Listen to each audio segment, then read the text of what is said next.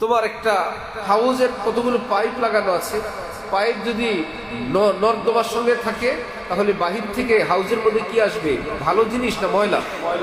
ড্রেনের সঙ্গে থাকলে ড্রেনের ময়লা আসবে। আর যদি সে পাইপটা জাফরানের সঙ্গে লাগানো থাকে, বাহির থেকে জাফরান আসবে। তো অন্তর আত্মা এটা হলো একটা বিশাল বড় হাউসের মতো। আর বাইরের ড্রেনগুলো হলো তোমার আপনার হাত, পা, কান, চোখ, জবান। এখান থেকে যদি কোনো ভালো জিনিস সাপ্লাই হয় তো ভিতরে গিয়ে ভালো জিনিস পড়তে থাকে। আর এখান থেকে যদি গুনাহ সাপ্লাই হয়, গুনার সঙ্গে লাগায় রাখে, এখান থেকে গুনার এই পৃথিবীর গুমুতের চেয়ে আরো গান্দা জিনিস ভিতরে যাইতে থাকে।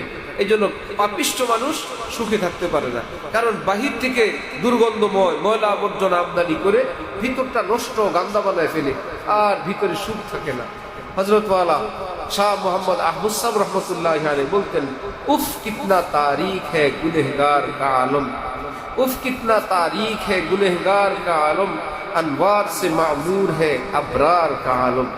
আরে পাপিষ্ঠদের জীবনটা কতটা তিক্ত, অশান্ত, বেদনাগ্রস্ত, কতটা পেরেশানির মধ্যে তারা থাকে। কারণ পাইপগুলো লাগানো কি শান্তির সাথে না অশান্তির সাথে? তো চতুর্দিক থেকে অশান্তি সাপ্লাই হয় যেই হাউসের মধ্যে, সে হাউসটা তো অশান্তির আখড়া হয়ে যায়। জবান দিয়ে অশান্তি ঢোকে, চোখ দিয়ে অশান্তি, কান দিয়ে অশান্তি, স্কিন দিয়ে অশান্তি, লেনদেন দিয়ে অশান্তি, জুলুম অত্যাচার দিয়ে অশান্তি, সবগুলো যায় কোন হাউসে? অন্তরের হাউসে। এবার অন্তরে কি শরবত না সবই অশান্তি? সবই অশান্তি।